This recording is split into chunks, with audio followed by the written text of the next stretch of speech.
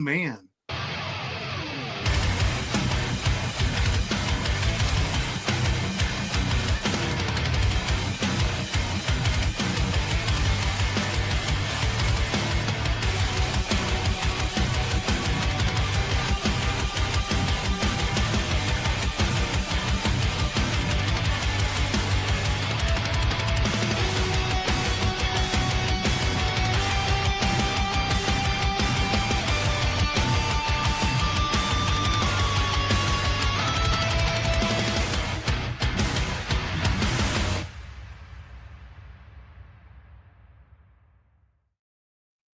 Good evening, ladies and gentlemen. It's Tailgate Tuesday with your Idle Zone Syndicate crew, live and in person.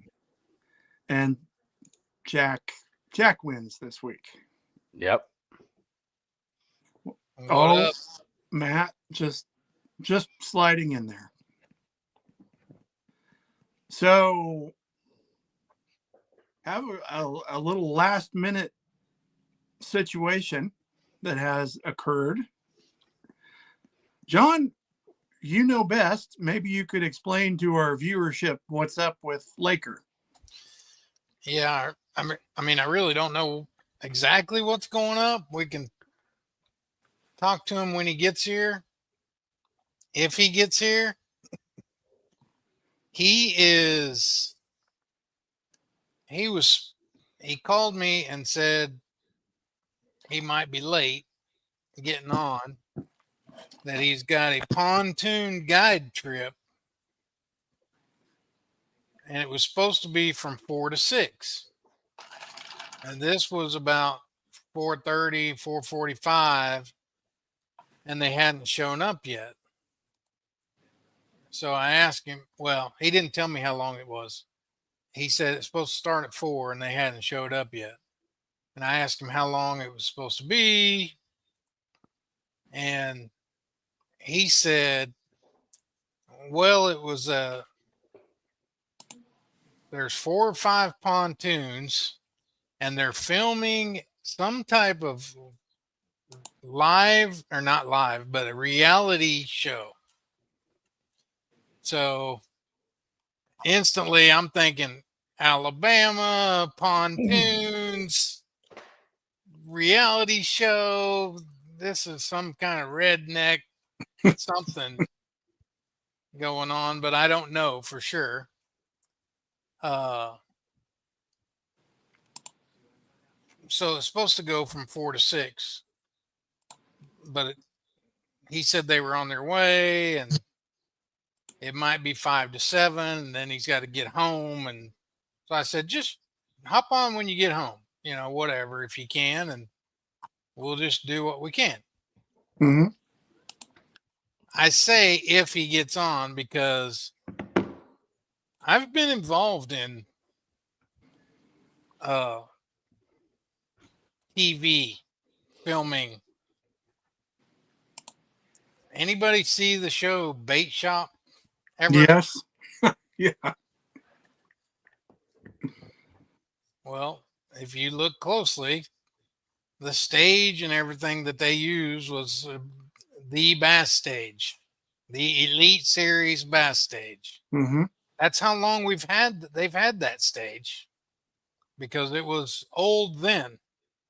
Not old, but it wasn't new at that time. And that, you know how long ago that movie was? Oh gosh, yes. 20 years. Probably. Close to it. 18 or 20 years. So it was when ESPN owned us, is at how they got the movie, hooked up with the movie. And we had to take the stage down and set it up for them. And then they filmed all week. And we were supposed to pick it up like Wednesday. And Wednesday came and they weren't done filming. So we were supposed to get it Thursday. Thursday came and they weren't done filming.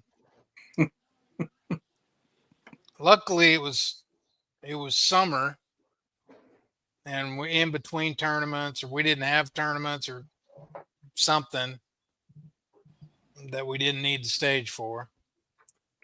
But anyway, Friday came, and they're like,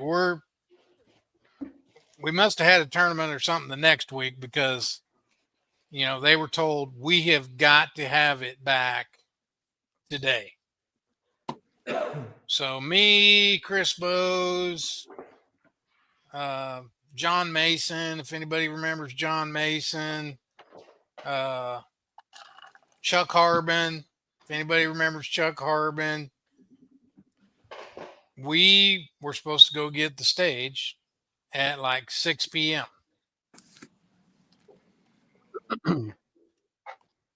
At 2 in the morning, they were still filming. Oh dear. Oh man.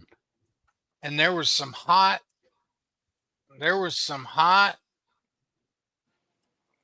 Uh-oh. Lost me again. We can hear you.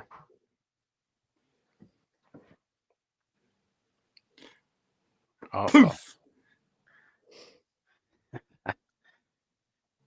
That's See, a they cliffhanger. zapped him.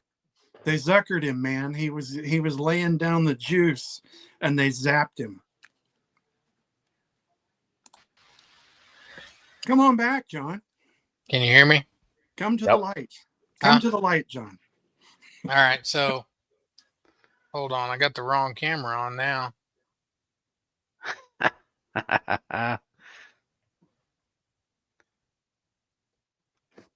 Oh boy. Now Danny got zuckered. This might be a short show. This might be the longest cliffhanger of all time for a story. So 2 a.m. About 10 o'clock, tempers were starting to flare with the Bass Boys. We didn't give a crap who was filming. And at like midnight, we told them 2 a.m. we're tearing things down whether you're done or not. Period. And they got done about 2 a.m. We threatened we walked up and said, we're tearing down. And they said, okay, I guess we're done. They weren't done. Like, they wanted to do more, but we're like, we got to go. It's going to take us 2 hours to tear this down with just like 4 people.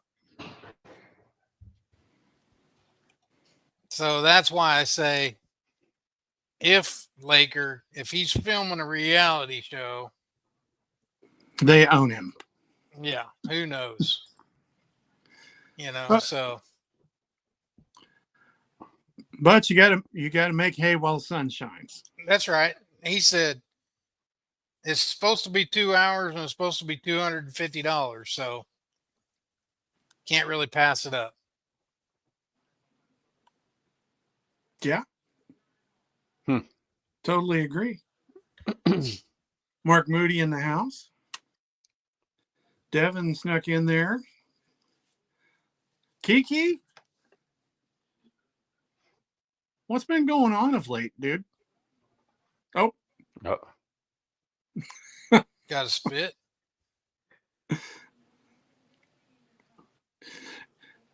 He may have been called. Kind of seemed like that. Like he may have been beckoned.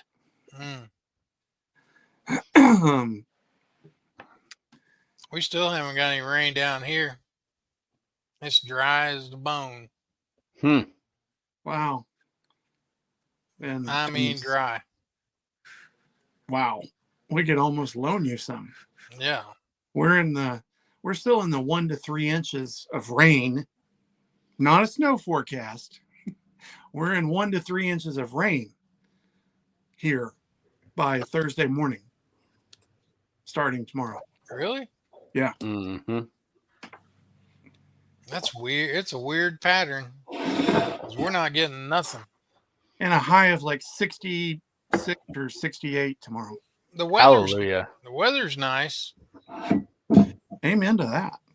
Did the weed eating and the weed killing today, and didn't sweat my butt off.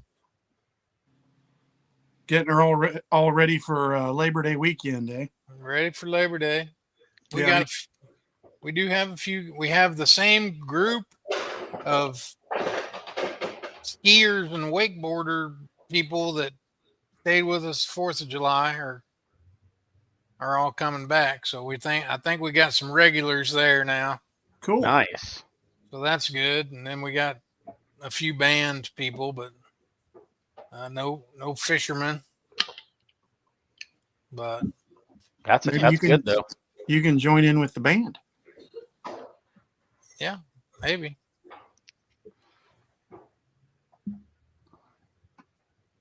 Kiki, What's up? what's going on in your corner of the woods? Just been staying busy, man. No doubt. No doubt. Everything but fishing.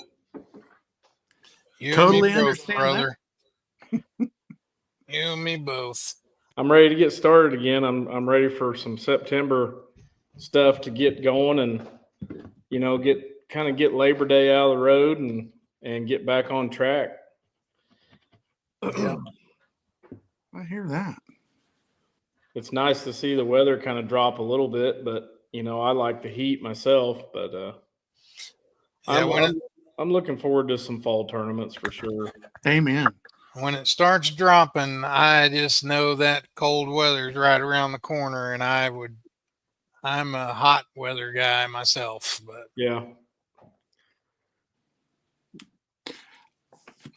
I am to a degree, but I don't have our pool moved from our farm to our new house yet. That was the plan for this summer, and it's not going to happen.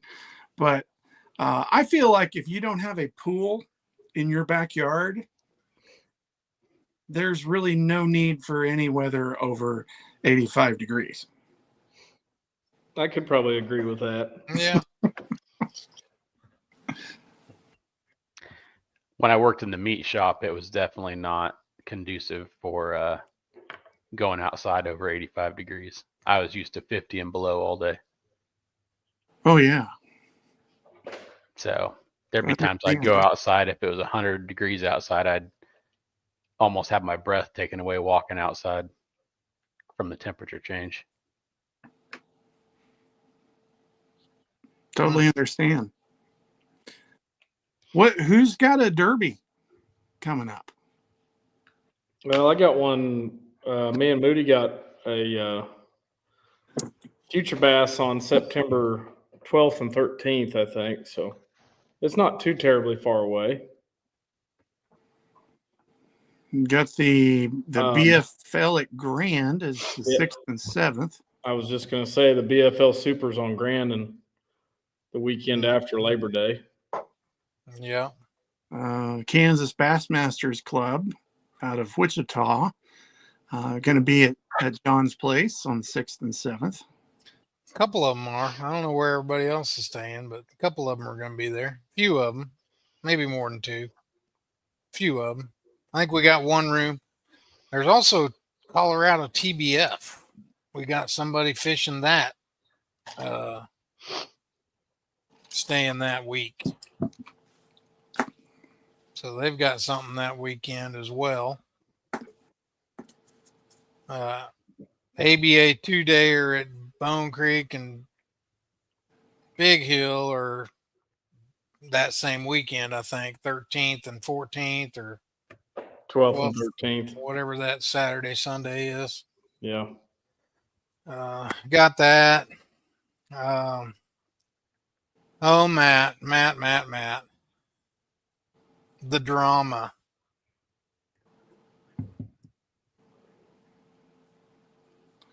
Let me tell you about my boat. Oh, God. The drama. So I think last time we talked, it was a seal, right?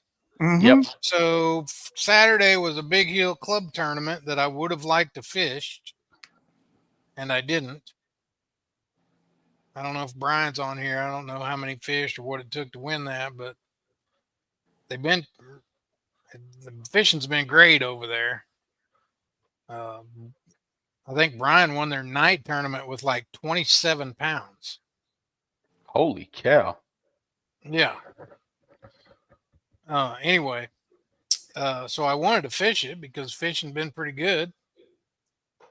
And Thursday got a call and he said, still going to have it done Friday, but I'm waiting on an O-ring that's not going to be here till noon Friday, because he had told me I could pick it up Friday morning. He said, not going to be here till noon or so Friday. I'll call you when it's done. So afternoon comes, I'm waiting. He calls about 4:00 and said, and I could tell in his voice, either the part didn't come in or something else was wrong. And he's like, got the part. And I'm like, well, crap. He said, I got the part, but when I was putting the drive shaft or something back in, one of the teeth must have been cracked and it just fell off.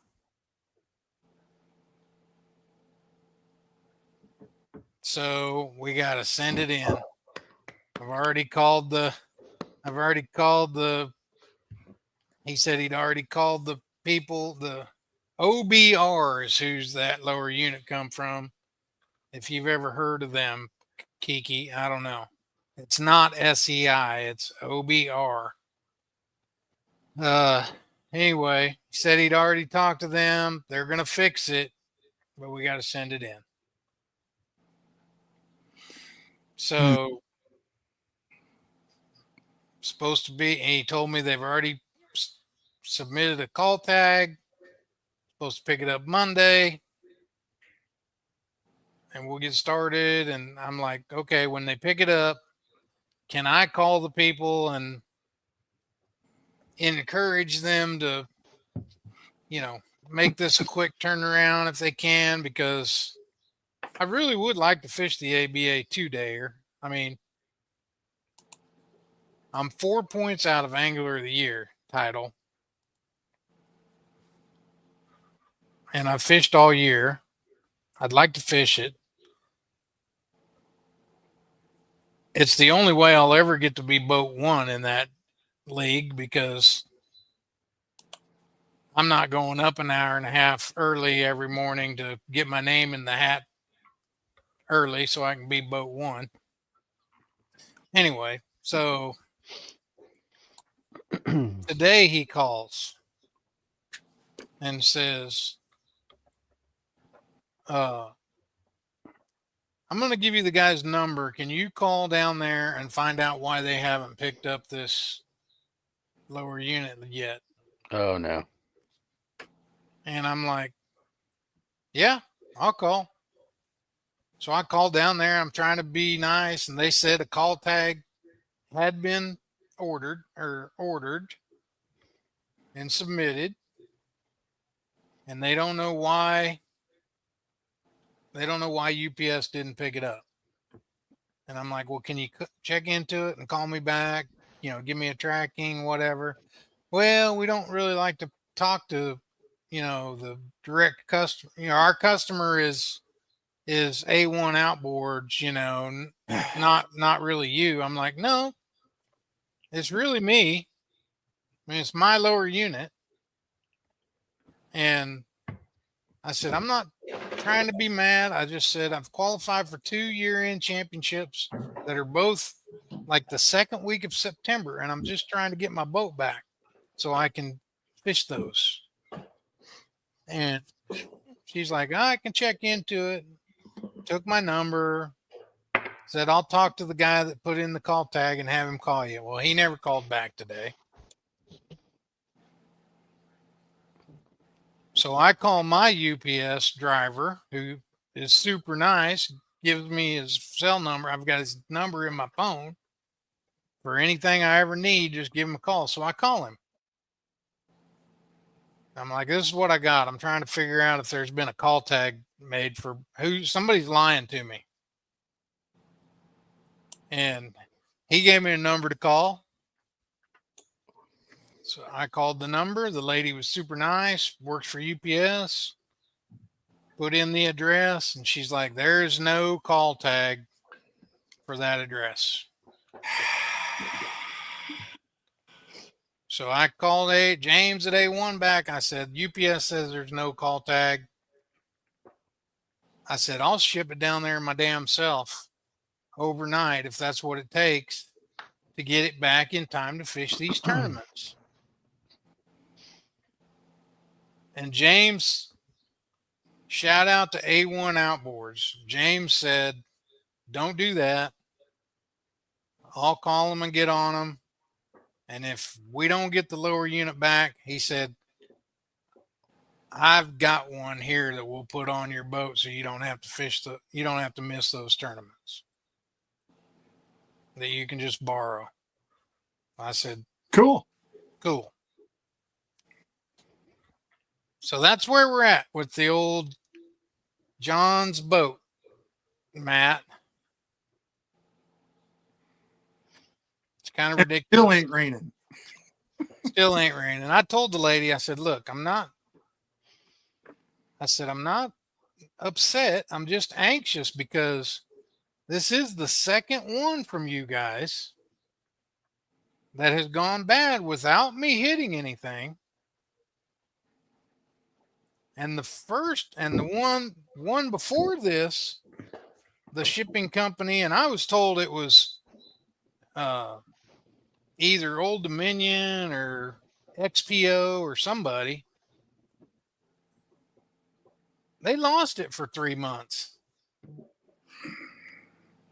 And I was like, and she said, no, we use UPS. Well, you didn't that time. You didn't that time, and hopefully you are this time, because I have a little bit more faith in them than whatever. So anyway, I'm pretty confident I'll have either a borrowed lower unit or a new one by then, hopefully.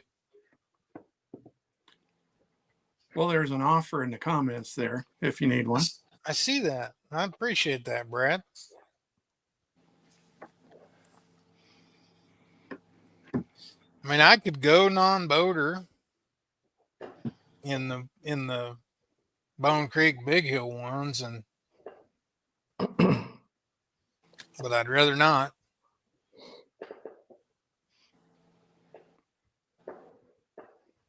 I mean, if I go non-boater, I'm gonna demand that me and Failer be paired together, and that we split the day. So I'd keep an eye on him.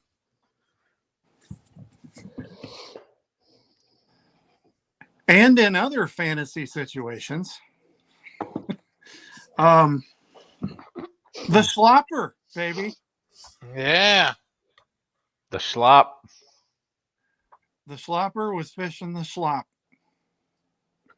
Man, that was a fun tournament to watch. Yeah. Mm-hmm.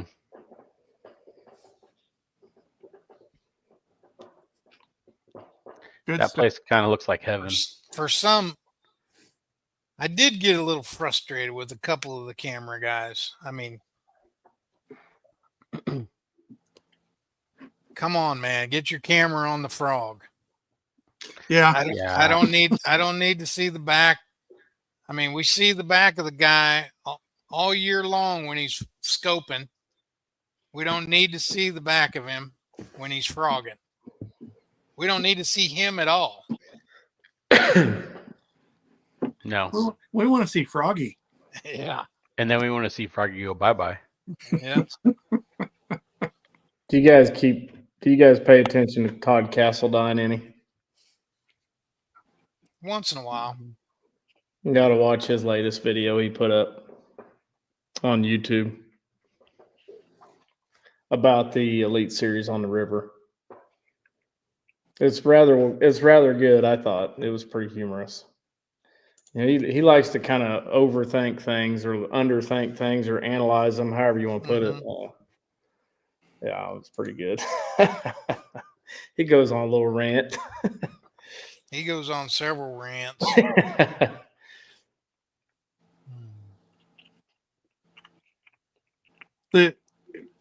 Even the ranting people aren't very exciting right now. Just kind of the blah summertime. Yeah. Well, you know, in the bass fishing worlds, some of it's coming to an end. You know, that's the only thing I thought was kind of sobering a little bit about the final weigh-in there on Sunday was just things are fixing to change for a dozen of the anglers and sounded like some of the younger guys as roommates were fixing to make an exit and just kind of like we talked a little bit last week, they travel a lot of miles together and sleep a lot of nights together and share ideas and different things. And to tag onto that, shout out to Angler of the Year times 2 years in a row. I mean, I thought that was pretty awesome. That's impressive. I mean, it's pretty obvious that he is a absolute hammer when it goes to. What's really impressive is that he never made a top 10. Yeah, and I looked at I did a deep dive into some of the Bassmaster stats on the top 5 or 6 guys, and regardless of anybody's thoughts on this angler, he should have won, and that was Trey McKinney. I mean, he had an absolute bomb of a year to begin with, and that's what ended up coming back to bite him in the ass. Well, 2 years in a row. So last year was a mistake that bit him in the butt. If he can figure it out in Florida, the Elite Series guys are completely screwed. And keep his head straight. So, I mean, he still lost by, 14 or 15 points or something, but. Yeah, I think he overthought it this tournament. That's just my opinion. And, I mean, I'm not going to jump on the cheater box bandwagon or anything like that, but do you see what he was doing compared to everybody else? He was fishing his strength. I mean, I'll give him that if that's, obviously that's his strength. But, man, you're on the Mississippi River. I've never been up there, but I'm pretty sure the majority of the fish got caught in less than 5 foot of water. I'm almost confident that you don't need forward-facing sonar to catch a bass. No. So I'm wondering if maybe, like you said, he overthought it and he's just making it a little too hard on himself, really. I think he did. That's just my opinion, but I think he did. I mean, pick up some braid and a flipping stick and go to work. Did you guys hear any of the anglers' comments on stage the final day, what they caught their fish on? Was anybody paying attention to I that much? I didn't watch the final weigh-in. I don't remember who it was. If it was Stetson Blaylock or I can't remember, but Mercer's like, so had things obviously things worked out for you. What'd you catch fish on? One of them, I think it was Stetson actually. He's like, I just absolutely hate to admit it, but I caught him on a Carolina rig this week. Yes, it was. Yeah. Yeah. I'm like, what? What's so bad about that? It's just a technique. I mean, golly? And he found the fish that he could fish it. So what's so bad about Carolina rig that all the pros just grimace and grump over? I haven't understood that. Yeah. I mean, it's kind of boring-ish, but so is throwing a drop shot in 30 foot of water. So I don't mind throwing it. I don't mind throwing it at all. I'll throw the drop shot. I heard somebody refer to, I don't remember whose seminar it was, but I just remember them saying it's made a lot of heroes out of a lot of zeros. Yeah. Okay. I'm like, I guess that could be your opinion about literally anything that you don't like. Mm-hmm. If somebody's successful with something you don't like, obviously, you know, well, no, a self-respecting angler would throw that. You know, it's kind of their attitude. Yeah. I found it humorous. I'll Oh throw yeah, it. definitely throw it, I'll throw it. especially in that situation. Ronnie called it something on the live show that was pretty disrespectful, I thought. Split shot rig. No, it was disrespectful. Like anybody that's throwing it would have been if they heard him say that. This is on live national. You know, you're supposed to be a little bit unbiased, or he called it something that was. I'm like, are you serious, Ronnie? What with that? He must not repeat himself because I didn't catch it. Of course, I I don't- wasn't watching it often. I was just I'm sure he watching got off on the told. weekend. I'm sure he got told. Larry Nixon was on the one of the commentator panels. Yeah, and he was talking about the Carolina rig, how they ought to be throwing it. He was also discussing the leader Caleb Kufal's tactics and how he's like, he's just flipping a 3/8 ounce hand tied jig down the bank on these undercut banks. Like this is easy. Yeah. You know? And you got Lee Livesey that goes out and catches like supposedly this ungodly bag. Apparently, like the 21 whatever pounds that he caught in that tournament, they compared it to a 35-pound bag in Texas. Mm-hmm. And I can see that probably. he tells one of the guys when they're asking him, so like, what was the deal to you finding these fish today, or something like that? And he's like, I just got tired of fishing stuff that looked good, so I went and fished stuff that looked bad. And I guess it just completely blew one of the commentators' minds. They're like, well, what can you describe like what looks bad on the Mississippi River? Oh yeah, just going down the lake, and then I just go where there's not any vegetation to start casting and catch them. Like just something that doesn't make any sense at all. Just go fish that. Oh, good night. Yeah. Brad's commenting there. Remember way back when we thought we had to have 6 to 8 foot leaders? Yes. And all you ever caught with that was your neighbor, the seat of your pants, Your non-boater, for your sure. non-boater, the cowling, boat seats. My goodness. I am. I'm refraining from the story I want to tell, but I'm good because I'm just imagining my hat getting ripped off by a Carolina rig as I'm in the back of the boat. I know like 3 Okies that would call you guys a bunch of goofballs if they heard you were making fun of a 6 foot leader. Oh, there was a time. There's still a time, fellas. The future is now, huh?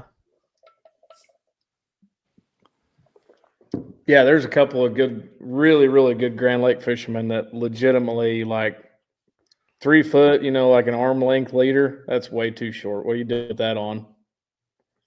And when they go to cast it, I'm going, and I fished with one of them, and I'm like, how are you even casting? Like you said, you're standing on the tip of the troll motor, like almost on the mount, and you're hoping that he doesn't hit you from the back deck, But I've watched it work. Oh my. I didn't tie one on. I mean, that's way too cool for me, but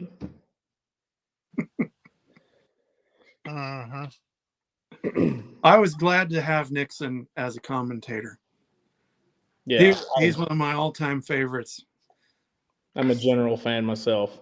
He's the times I have been fortunate enough to be around him, he is that same person. If there's two of you standing there, or if there's 22,000. Mm-hmm. Is he isn't he a hot? Is he a Hot Springs, Arkansas dude? Somewhere Close close. by. Yeah. Yeah. Because he grew up on the lake that they had the Forestwood Cup at for like, it wasn't like Ouachita or something, where like him, Mark Davis. I may be going down a rabbit hole, but I thought it was like him and like two other pros grew up on that same couple, 2 or 3 bodies of water that they had the Forestwood. Yeah, he's Cup from on B or something. Branch. He's from B Branch, wherever B Branch is. and I think Next door to A Branch, Hey, yeah, down the road from the brush pile. just before you get to C Branch. But It's either it's like Hamilton, Beaver, Hamilton. Washington. I think it's Hamilton. Yeah. But and then now Joey Cifuentes was kind of, Nixon was his mentor before he really got after it hard. Yeah. What I'm trying to get at, D, is he's a good dude. yeah. You guys, I've been watching. I try and watch everything that Chris Johnson does on his YouTube. But last week or the week before, he did just an old school plastic worm show. Mm-hmm. And he was talking about watching those old Larry Nixon video cassettes. And I happen to have the same ones he was talking about from when I was like 12, 13, 14 years old. I mean, that was a little ways back. Mm-hmm. But what kind of line does Nixon use 65 years ago? There was a clip. They showed a clip of him receiving Angler of the Year. It was either on Saturdays Live or Sundays Live. I don't remember which. But they showed him getting Angler of the Year in 1980. And it was from Stren. And it was a $2,500 bonus. And he had a big yellow Stren jacket. I mean, school bus yellow Stren jacket. So, Yeah. would suggest maybe it was yellow Stren back then. I don't know. That's what I grew up throwing with Stren. High Vis Blue. High Vis Blue Trilene over here. Mm-hmm. My dad always used that Stren 720 Magnum. Oh, yeah. Is that the yellow? No, it was clear, but it was like kind of like an oval shape almost. But it's supposed to cast like 7 and be like 20-pound test is allegedly what it was. It still came off those Shimano Bantams like a wet fart, didn't it? Yeah, I don't know. Just, yeah, it wasn't good. B Branch, Arkansas is close to Greer's Ferry. Okay. My brother's going there this weekend. Greer's Ferry. Is there a ferry on it? I don't know.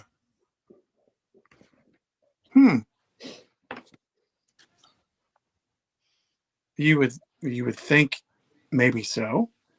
Well, there's a ferry on Bull Shoals, right? I don't know what that has to do with Greer's Ferry, but Nothing.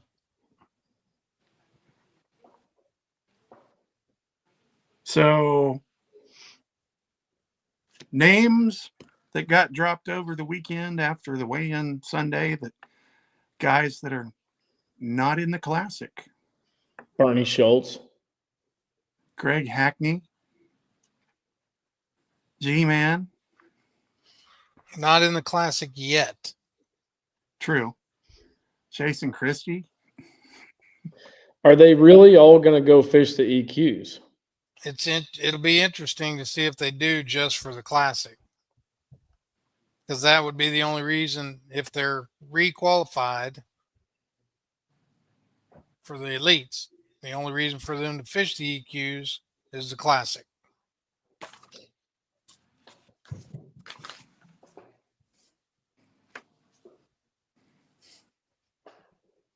Was there a list? Was there a list that hit the computer, Danny? No, that was just a. There's no way for there to be one. Yeah, there's no way to do it, but that was just a post I read somewhere. Yeah, for example, it's got right on their website, projected Classic cut line is 40. Well, somehow they've already figured out that Brandon, who's at 42, is in the Classic. Wasn't because there's some double qualifiers. the comment that I heard was Dakota Ebear was the last on the cut line? He was waiting on somebody to. What place Dakota was would have. He's 43. Okay. So they said Brandon is in. I think Dakota would have been in if.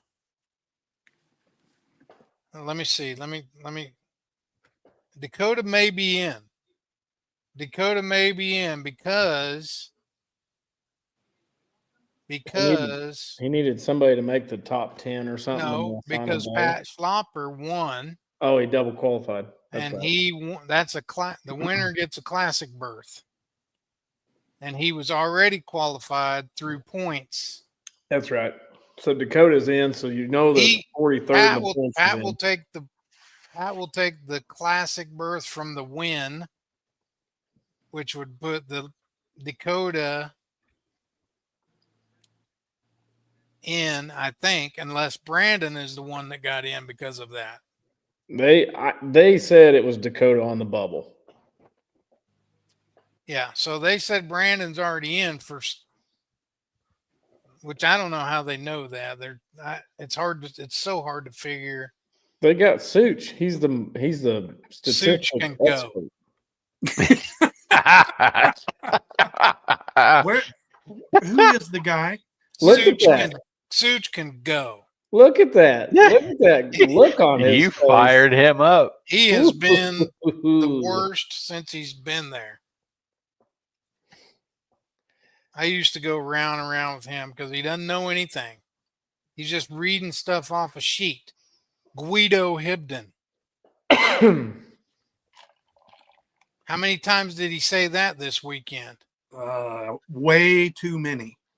And Ronnie even said it once, and I'm like, come on, Ronnie. I expect it from Such, who is terrible and doesn't know anything except what he's reading. I mean, Such is the typical token, like on election night when they got the guy in the khaki pants looking at the screen and telling everybody what's going to happen if this happens and what's happening if this happens, and he's an idiot and you don't want to listen to him anymore. That's Such.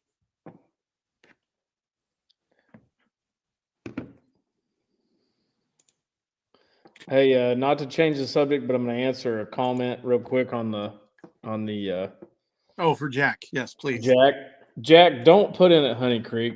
It's a $10 ramp fee. He said, "Where's there another one by Honey Creek?" That's his question. Shangri-La. You could put in at Terra Miranda. Terra Miranda would be a decent ramp for a club tournament. And it's close to the woodshed there at the very beginning of. I mean, where's everybody staying? Put in at red 11. Put in at red 11 and go out 10 minutes before the BFL launches. But Or if you want to go out of Honey Creek, there's the one that I use, and I think it's the best ramp on the lake. I'm just kind of curious as to how many boats they got. Probably 10, 12. Yeah.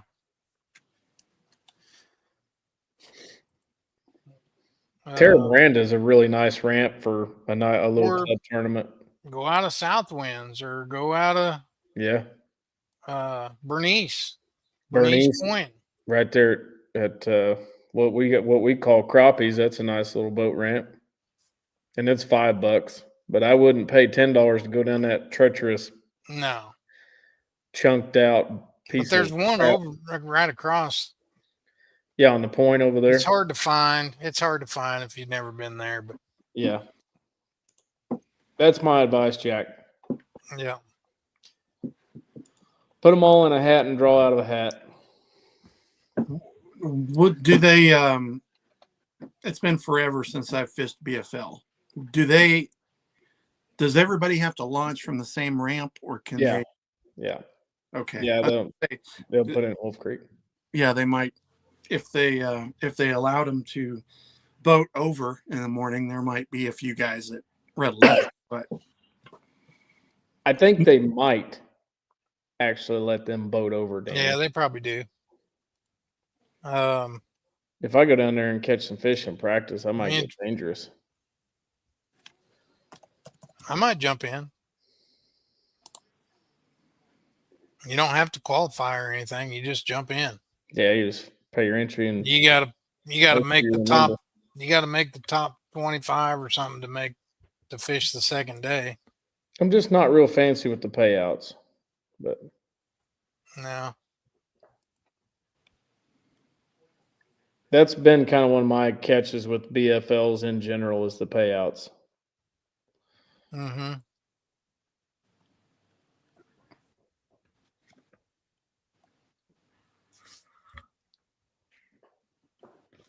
You know, it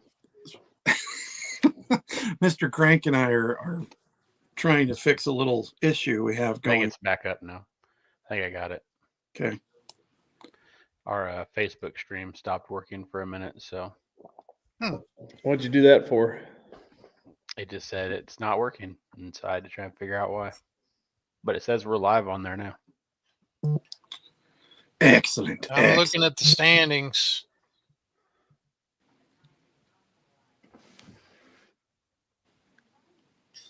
I may sit down later this week and try to figure out who's not in.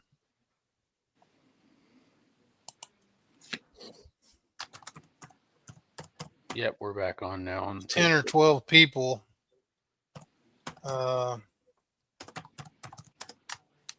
Bernie Schultz, he may be out. Yeah, I think he's eliminated from the elites. Blake Capps isn't. He's got another year. I think Ed Lawfirm is out. I think Ed's out too. That's 2. Chad Pipkins is out. That's 3. Mark Frazier is probably out. That's 4. Steve Kennedy and Mike Iaconelli may be still in. Or based on they've been in so long and they get to throw out 5, 1 year for every 5 they've been in. So I don't really know what to think if Kennedy is out. I think he'll probably be in. I mean, Mike has already used his legend exemption to get back in. So I don't know what significance that has. I mean, once you're back in, he takes all, I believe he gets to count all, like even the ones before he left. Count all those. Because that's what he used to leave MLF and come back, right? I believe so. Yeah, I believe so. Yeah. Kenta Kimura may be out. Jason Williamson may be out. Jonathan Kelly is probably out. Matty Wong is out by choice, but I think he's probably out.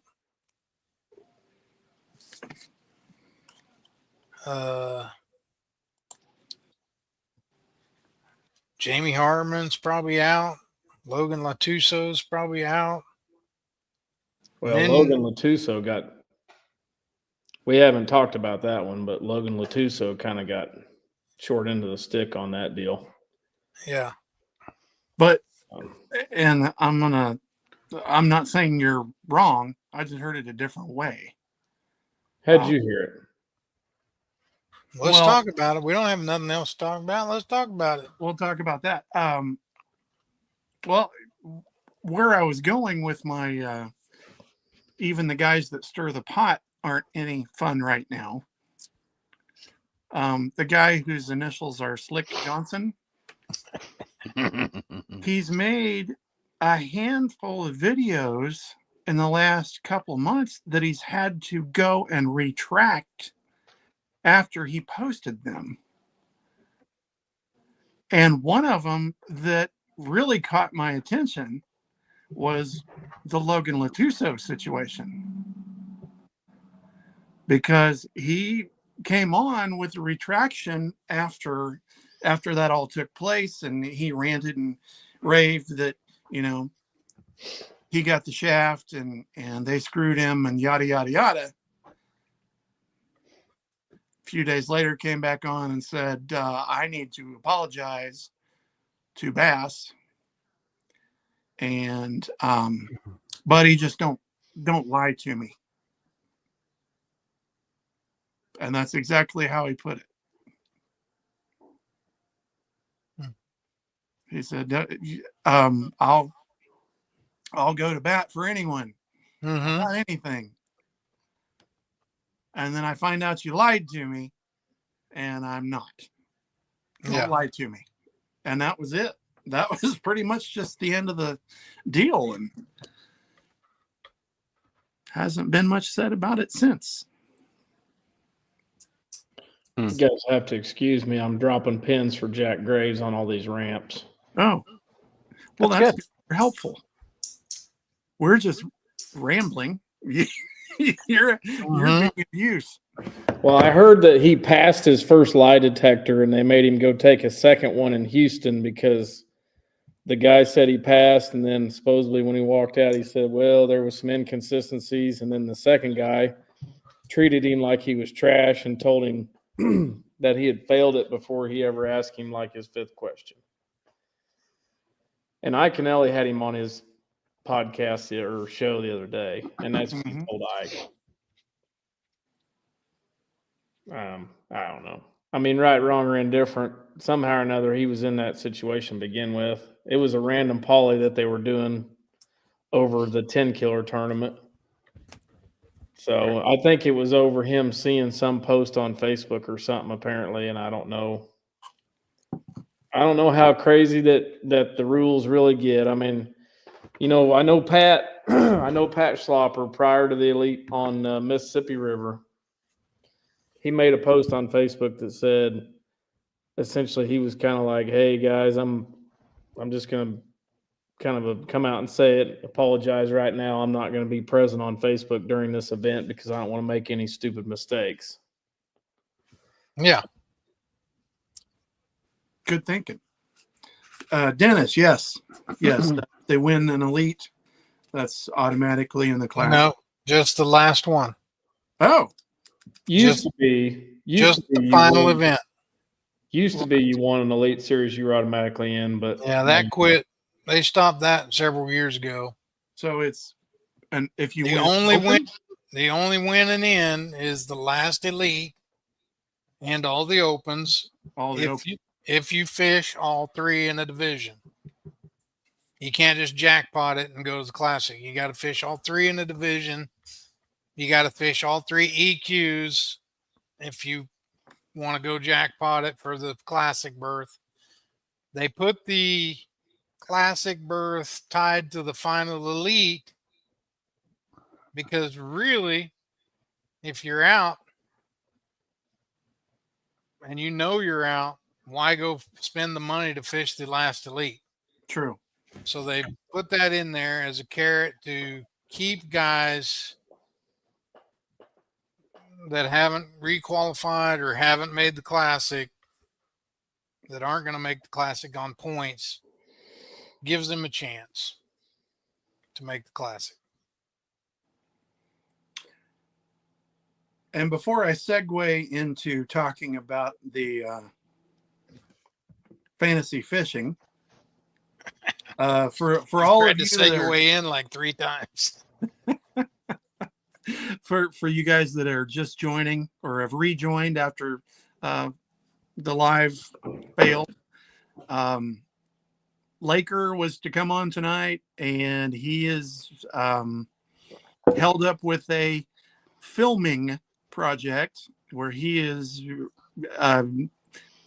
guiding a party on a pontoon boat for a Reality show. reality Some show. kind. So I'm just putting 2 and 2 together. Alabama pontoons reality show. It's got to be good. it might be his reality show. Could be. He said there was 4 or 5 pontoons, so I'm guessing it's not. That sounds more like 4 or 5 groups of friends that wanted to go party tonight. Yeah. Yeah. If I were 23 or 2 or whatever he is. Yeah. Just as long as we don't see him on Mercer's show in the morning, I won't be upset. Oh. I mean, just saying. I'm just saying the elephant in the room. Don't blow this podcast off for another one. That's right. I don't care if we've only got 4 viewers and 100 follows on YouTube or not. By golly. Hopefully, it's a successful reality TV show. Yeah. Speaking of Okay, follows, go like and subscribe. Yeah. Go like and subscribe. Oh, look at that. We do have a commitment. We don't know when to have Tucker Smith, who won the Rookie of the Year and has been on the show, friend of the show, Tucker Smith, said he would love to come back on. And after Maddie's, decision to not come back and move on, and I reached out to him, texted him, told him we were proud of him and, great dude. But we'd love to have him on and talk about what's next for Matty Wong. And he said he'd give him a couple weeks to settle down and he would love to come back on. So Cool. Awesome. Very cool. And then we're working on the obvious. And I'm sure once that man gets settled in, we'll be talking about Uncle Josh and pork frogs in the next couple months. Yeah. I bet he's had a few beers with his buddies up there. I have not heard from Pat. he's still drinking spotted cows, eh? I'm not surprised if he's not gained 25 pounds eating cheese curds by now. I'm just wondering if he's gonna. I mean, he's had such a great year since he quit shaving and stuff, quit getting a haircut. I wonder how long he's gonna do that. Maybe he'll just cut it before the season starts and just let it go the whole season. There was a hell of a bunch of gray in that head of hair of his. Maybe. I mean, talk about a great season, though. I mean, we'll talk more when we have him, but 4 tournaments in, he was talking about not making the Classic. And then the next 5 tournaments, he wins 2 and finishes well in the other 3. I mean, he was in like 89th place or something, if I remember correctly, after like 4 tournaments. I think you're right. I think that's what they said. And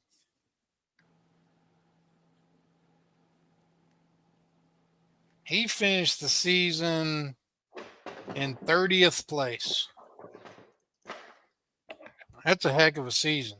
That's a turnaround. Mm-hmm. And a good dude. Oh yeah. Yeah. I like to watch his do it molds videos. Making his own stuff. You know, Danny, Yeah. I think that would be a great gig. Let's do some do it mold stuff.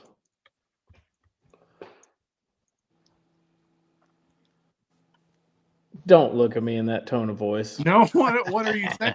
What, you mean you want to make baits or you want to make Jig videos? heads, jig heads, Alabama rigs.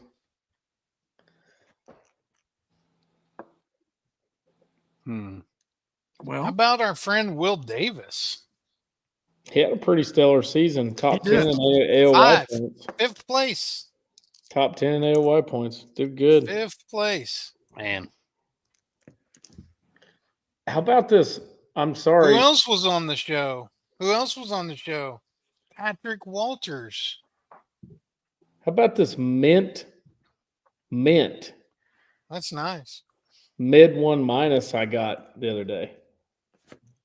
That's nice. Just a teaser. Sorry. what a guy. What a guy you are. Mint.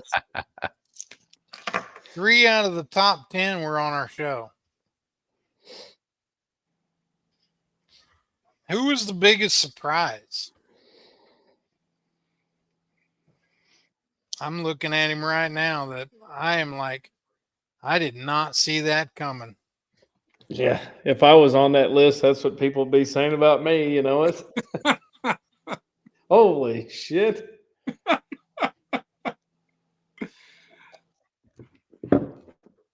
I don't have to look. I can't remember. I did look at that list the other day. 10th place, KJ Queen. Yeah, that's 10th in Angler of the Year. you know, before this past weekend, I really hadn't seen him that much. No. I mean, he occasionally has a camera. It's kind of But- like Chris. He's kind of like been like Chris Johnston. well, I was I'm not trying to cast a shadow over anybody, the way they look, the way they act, and the way they fish kind of guy, but Tyler Williams, there ain't no way all he does is throw a mop jig. I don't think so, Scooter. I'm pretty sure he does. That's Oh, what he caught him on when he was at the Nation Regional where I first met him. That's what he was throwing. I got a Tyler Williams story. Oh boy. First time I met him, we were at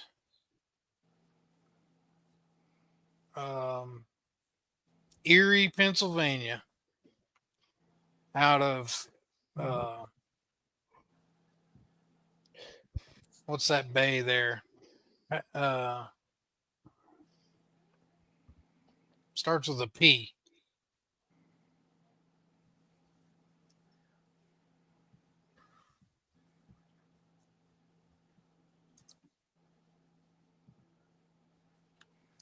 Pretty. Presque Isle Bay.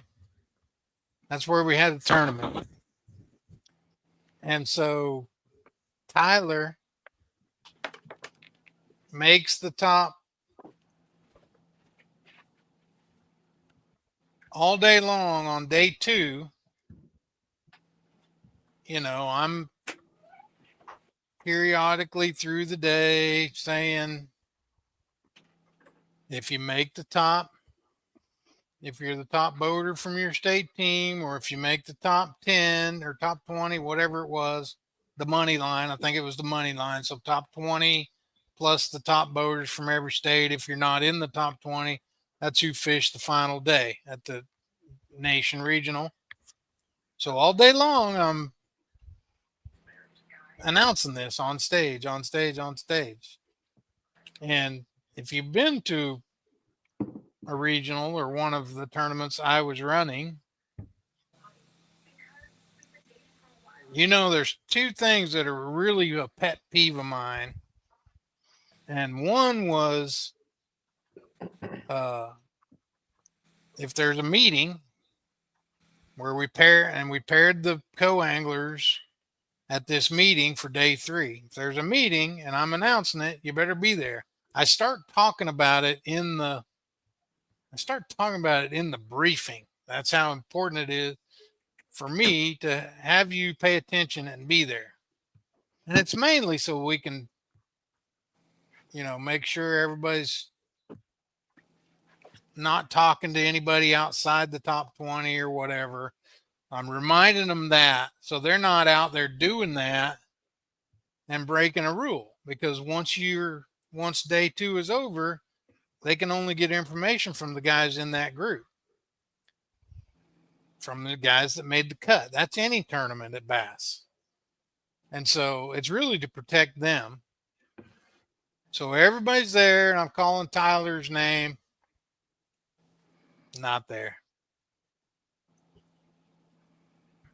Not there. Call him 2 or 3 times, or call his name 2 or 3 times. Get his president. I'm like, call him. Tyler's like, I get him on the phone, or he gets him on the phone. He's like 20 miles away. We're staying a long ways away from here. I'm like, I don't care. Get his ass back here. Made him come all the way back just to basically tell him, why'd you miss the meeting? Here's your partner. Now you can go. But every time I saw him after that, like I saw him at the national championship, and he's like, I'm going to be at the meeting. Don't worry about me. I'll be there. And he's happy about it. Like he was the same Tyler you see. Like even when I'm mad at him and chewing him out, he was like, smiling and taking it, and, not trying to, defend himself and make excuses or anything. He was just cool about it. The other pet peeve of mine at those tournaments, I used to get so mad. At the end of the tournament, when we're handing out plaques to the top team or the top three teams or whatever, and I got 22 plaques, and there's 12 people left from that winning team because everybody else has hit the road heading home. Couldn't stay 10 minutes to get their plaque and get a picture. Man, I used to get so mad. I mean, that's why some of the plaques went away. We used to give like plaques to 3 sets, all 3 top 3 teams, and they quit showing up, and I cut it to 2, and I may have cut it to 1 by the time I was done. And they used to be super nice. And I'm like, if they're not going to stop, and if they're not going to come get them, they don't care about them that much, then we're just going to make them cheap. And that way, if they get them, they don't, whatever. Yeah, it used to make me so mad. I mean, Come on. What's another 10 minutes? You got 24 hours to drive home. What's 10 minutes? I feel like it's losing out on a memory with the people that you did that with. Absolutely. What's 10 minutes worth a lifetime of memory of something like that? There were teams that were better, and there were teams that were worse, and it was all it was leadership based. Like you could tell the states that had good leadership, their teams were always there and to get their plaques, and and then ones that had no control over their team, you might have 7 guys there out of 22 get a plaque.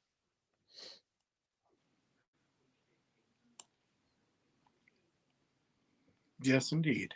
Do you know what one of my pet peeves is? Let her fly. You got 3 guys on a state team in the top 10, you still can't win the dadgum thing. Yeah. Jeremy Montgomery, 2nd place. Jason Baird, 5th place. Kyle Kister, 7th place. Your state team still sucks. We still lost. Not the 2022 team.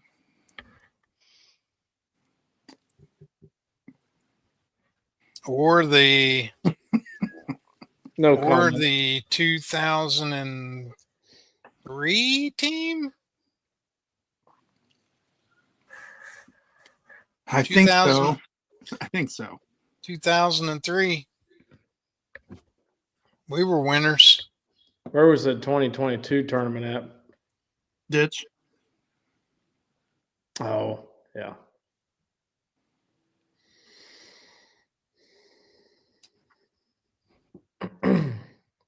Yeah, we do need to get Tyler on the show. He'd be good to get on the show. Let's see if I can make that happen. You know, he just And we'll ask he's him. either a big We'll say, fat Kyle. liar. We'll say, Kyle thinks you're a liar. I just cannot I can't trust somebody that says they catch him on the same thing every time. But he I mean, doesn't come catch on. him all the time. That kind of proves it. Yeah. Like he sticks with it and win or lose. He obviously does catch them all the time, or he wouldn't be in the top 10 in Angler of the Year points. Yeah, I don't know. You have to catch fish to be in the that's top true. 10 in AOY. You got to be Cashing very checks with it. you got to be very consistent. Like, And if his I mean, favorite that's- rate was a shaky head, I'd that's say, pretty okay. interesting. I wonder if there's anybody.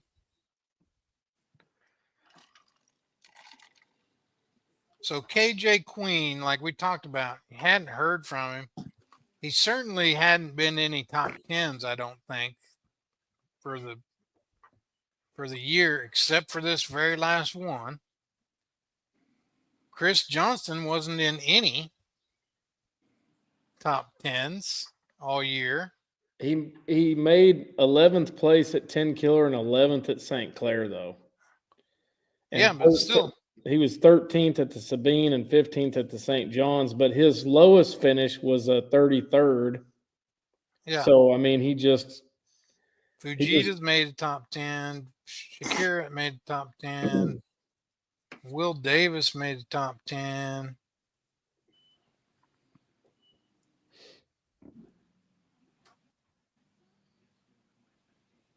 But your boy that can't stand to make a meeting, his highest finish was 6th. Taku made the top 10. Yeah, he made the top 10 though. Yep. You know, and he had 2 bombs in the other tournaments he did outstanding in. I mean, really. Had 2 complete bombs though. Yeah. Patrick made the top 10. Tucker made the top 10.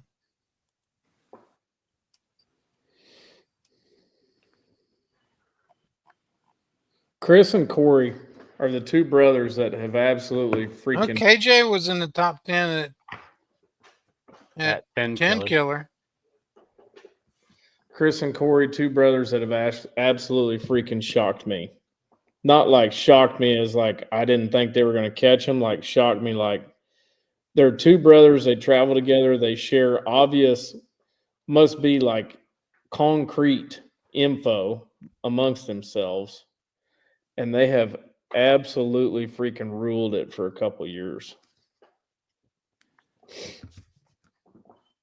Yeah. I mean, John Cox won top 10.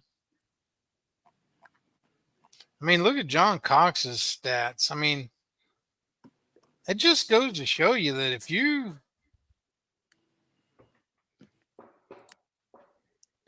just go and I mean, he had an 8 and 11 and an 18, and then a 62, 66, 35, 52, 38, 37, and finished 8th. Or The finished, average of finished that is 12th. in the upper.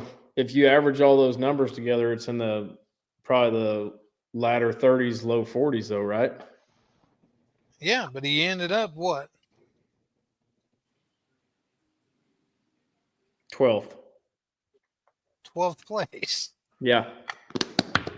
Basically on, average 40 on 8 of the, or 7 of the 9, and then had 2 good ones. Yeah.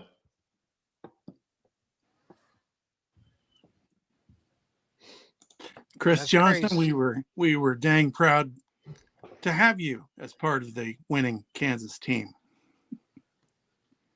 in 2022, way back in 2022.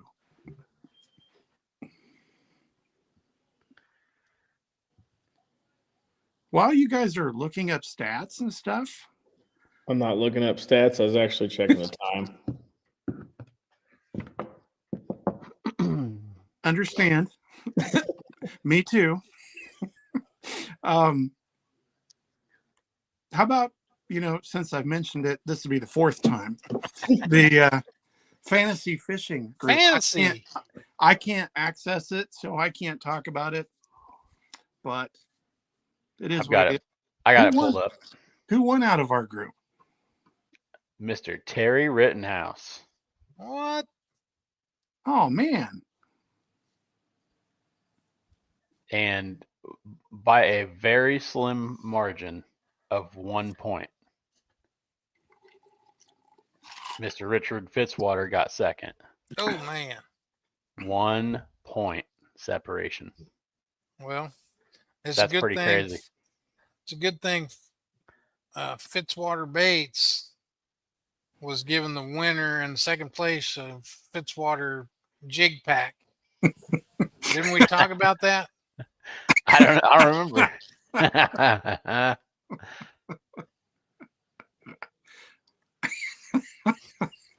Richard Fitzwater sponsored fantasy fishing on the Idle Zone Syndicate. I'm still angry I missed that one tournament when I was moving. Yeah, I don't know what happened, why I forgot, but I'm not surprised that Terry won, to be honest with you guys. Back when I was a younger lad and Terry was like, hey, you want to go watch an Elite Series on the water? Like, you'd get in his truck and we'd be headed to Table Rock for the Elite Series, and he'd have a whole packet full of stuff printed off about like where the anglers were at in the standings, what was projected for them, like all this random information. He's like a bass historian kind of dude, and he's been in the game for a long, long time. I'm not surprised he beat everybody's rear.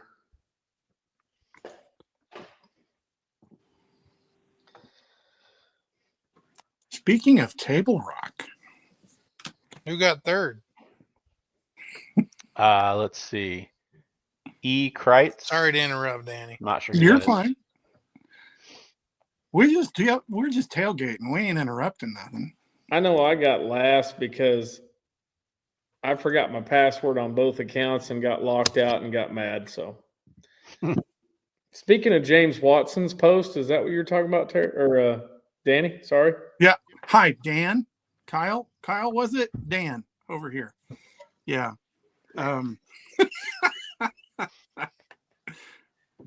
Anybody else see the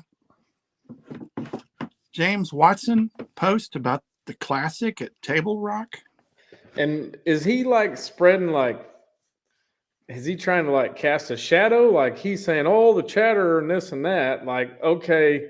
Well, no, Mr. he lives on Table Rock. So. Well, I get that, but like, and I'm sure they have to talk about some stuff. Like the Tulsa Gaming Commission was leaking some information when they already slated the Classic to be on Grand, kind of deal. Mm-hmm. So I get it. There's going to be leaks. Is he part of maybe the Chamber of Commerce or something? Yes, Oh, he is? I'm assuming because he is a realtor. Yeah. So a realtor would certainly be in the know on anything being built or permitted in the area. So, I mean, it's pretty obvious where they're going to go out of. I would assume they're going to go out of State Park. But when the elites went out of there, they were having to put in at like two different ramps that I remember, 2 or 3, and kind of boat to the State Park ramp. I mean, maybe they do go out of Long Creek, but oh man, I'm sorry, Johnny, to say this, but it's just, can you build another boat ramp at Kimberling City? That would be nice. maybe so. Talking almost 2 years from now, so that's possible. And, you know, obviously, Springfield. I mean, where does the Open go out of? I mean, that's 250 boats. I don't know. It's by the dam. The State Park, then probably, or I mean, they run the Open out of there, so I would assume they could do a classic. The problem with it is just there's no ramp to even support 100 boats that I know of. Well, but then the classic is only what, 58, something like that. I mean, if they run an Open out of there, they can certainly do a classic out of there. I don't know where they park everybody for the Open, but it won't be near that for the classic. Where are they going to park everybody for the venue? Well, if they park 200, wherever they park the people for the Open is where they'll park spectators. That's 250. You're not going to have 250. No, I'm saying where are they going to have the venue at for the weigh-in? Well, Danny said there was a place in Springfield. Oh, we got a guest. We got a guest. There is a place in Springfield because there's also a place in, I guess they could do it at Thunder Ridge. It'd have to be outdoors. They're not going to do an outdoor one. And we better bring this guest in because I'm quickly running out of time. Let's do it. We might have to have him on again. What's up, Laker What are y'all Howell? doing, man? What's going on? What are you doing is the question. Dude, I'm going to tell you something, man. This evening, so I called you before the show, to tell you that I was going to be a little late. I'm very late, so I apologize for that. So I have a really good reason why. Y'all ain't going to believe this. So long story short, I got my 100-ton captain's license, right? So here on Gunnersville, I can't do nothing right now because of the Bassmaster rules, but guide and tour guide on pontoons. So I worked for a tour guide company on Gunnersville for pontoons. So long story short, I didn't know what I was getting into this evening. I was just told, hey, come drive a pontoon boat for 2 hours tonight, and it's going to be some TV show. Dude didn't tell me what TV show it was. Y'all ever heard of Love and Marriage? I think so. I would not recommend it after being on the boat with them. So I get to the marina, right? And they finally fill me in on what this is. And basically, I had 6 dudes on my boat that made me look like a kid. I'm 6'5" and 230 pounds. These guys were massive. They looked like they could be linemen for the dang Tennessee Titans. So whole time, they're talking around, talking back and forth, and then all of a sudden the cameras start, and they say, "All right, let's get into it." And then they just start arguing for an hour, dude. So I'm just sitting there. I'm the only white boy on the boat, by the way. This is there's no other people in the show besides that.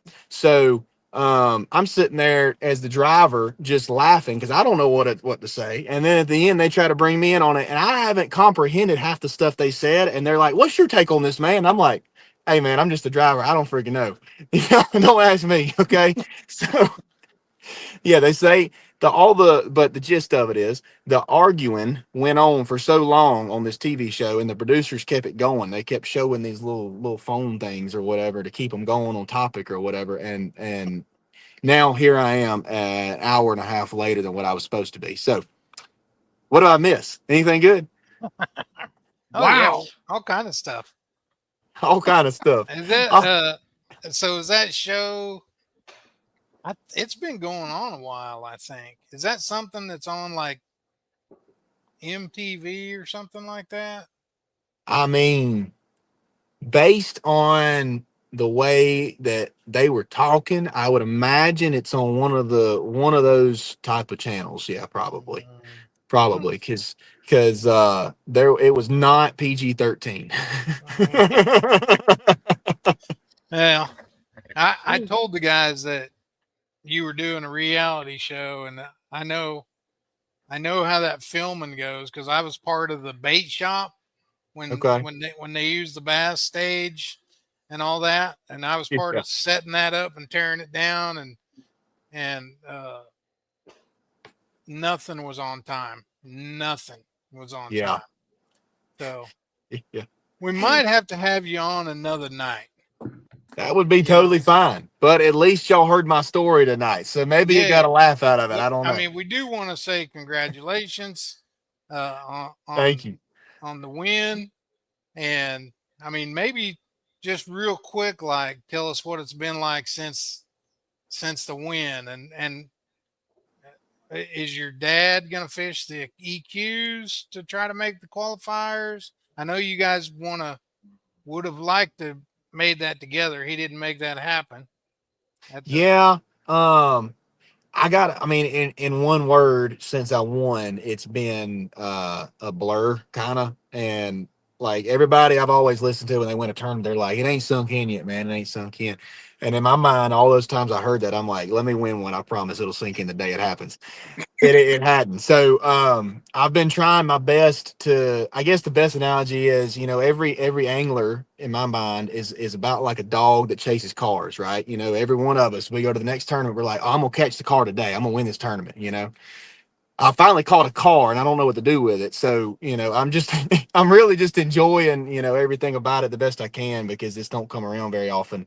But I mean, at the end of the day, it was not me at all. It was God that let me win that tournament 100%. Because I mean, in what world does a frog beat smallmouth on a smallmouth lake? You know what I mean? So it was just crazy. But as far as dad goes, I really hope that he fishes the final three events. Um, I hope he's watching this right now because I'm gonna call him out. He don't like driving a long way, and the first one's at Champlain in a few weeks.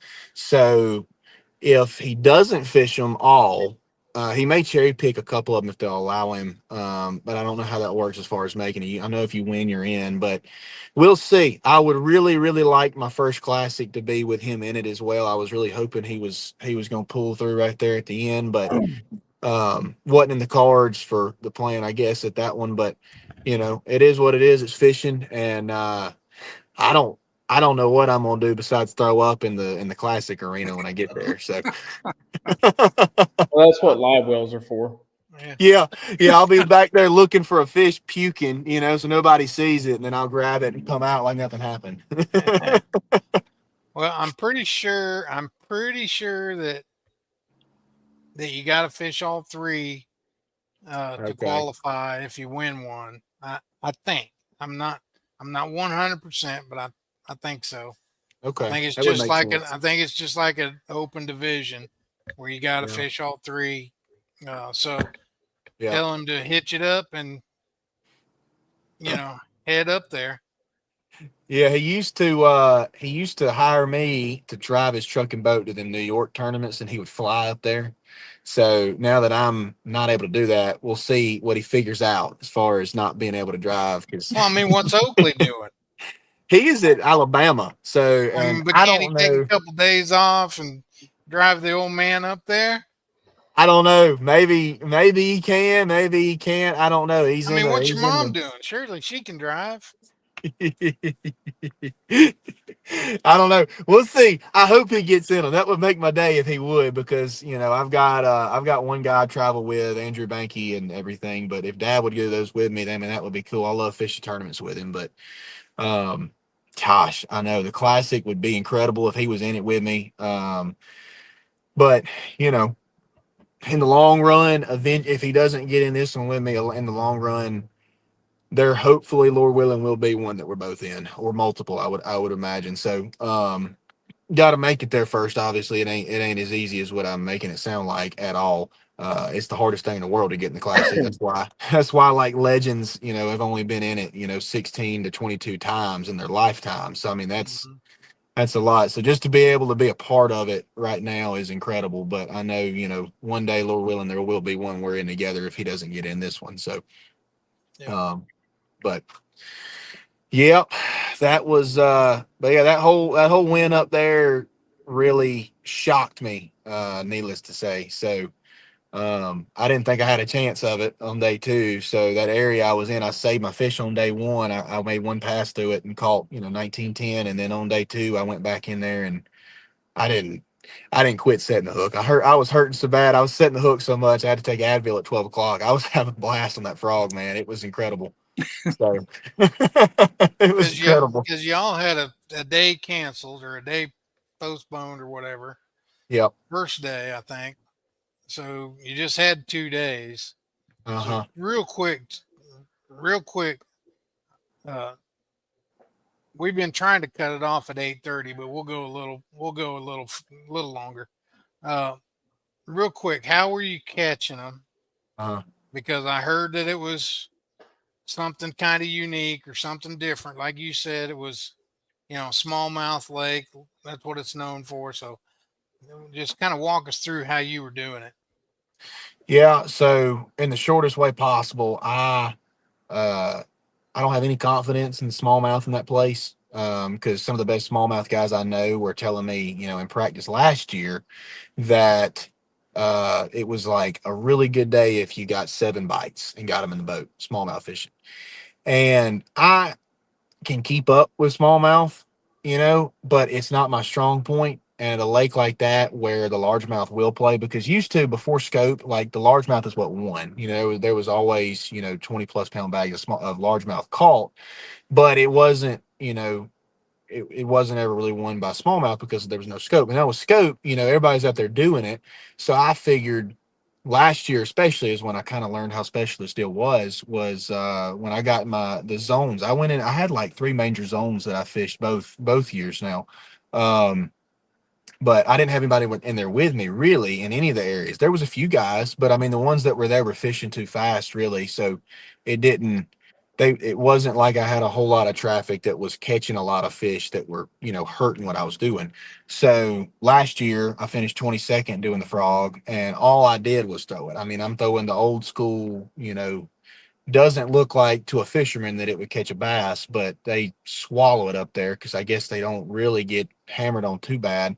Um, and then this year, I went back to those same zones, and in practice, I got 1 bite over 3 pounds in the zone I stayed in pretty much the whole time, and I left it. I never went back the rest of practice. So, if you heard him joking about me being at breakfast every day, it wasn't because I was cocky. It was because I genuinely didn't want to go in an area and like mess it up, because I didn't know, I didn't want to put my thoughts on smallmouth at all, because if I did, I was going to split my focus, So I was trying to focus on nothing but that. And then with frog fishing, you don't really have to practice it super hard, because with frog fishing, it's kind of random. You just get random bites here and there. You're not like looking for a sweet spot that there's like 20 sitting in that you can just beat down like smallmouth. So that's why I was kind of able to take it easier in practice, because I really didn't want to know what was there. I just wanted to get there and frog and kind of figure it out in the tournament.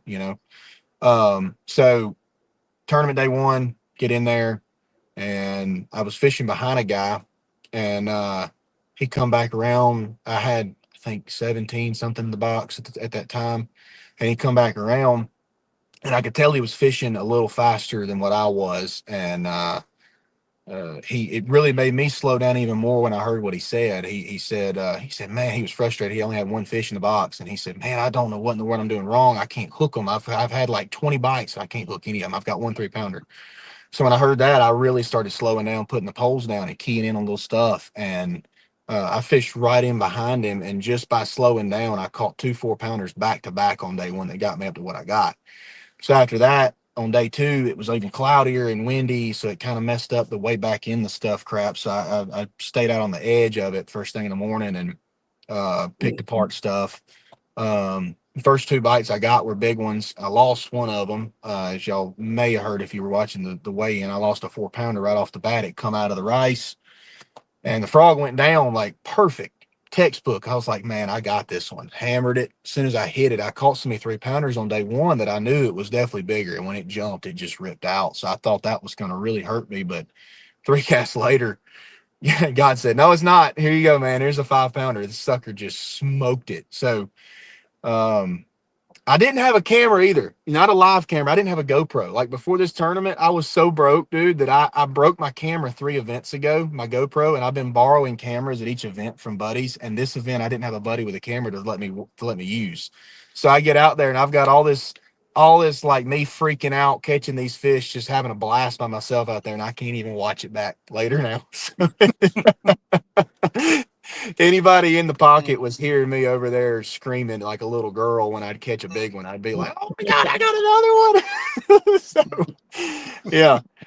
Needless to say, it was a very, very fun tournament, and I got to catch them like I did growing up on Gunnersville, and just never cut my screens on, turned all my transducers off, and got real quiet, just kind of crept along in there and just slowly pieced them together. And I pretty much just turned it into like just a pond, like pond fishing. If you go to a pond and you're looking for a real big one, trying to catch that, you just slow down and you pick stuff apart. That's really all I did, and used nothing but a frog the whole time. So it was fun. It was a lot of fun. That's awesome. Awesome. And, But- and like I said, proud of you. We want to spend a lot more time with you. We got, we asked some pretty hardcore, serious questions Yeah. that we want to get to, but we just don't have time. Danny, he gets down in nitty gritty questions. Like, yeah, I mean, Yeah. you want to be here for that. So Well, I'm can in. you, so you can't, what about next week? Can you come back next week? What day next week? Let me know. Tuesday. Tuesday next week. It's always Tuesday. All right. Tuesday at 7 again. Yep, same thing. Okay. We'll just I plan will- on it. I will plan on it, and I will do my absolute best to be on here at 7 o'clock next All Tuesday. right. All right. Yep. Sounds good. We were glad to have you for a little bit tonight. Congratulations on the anniversary, by the way. Oh, which thank is you.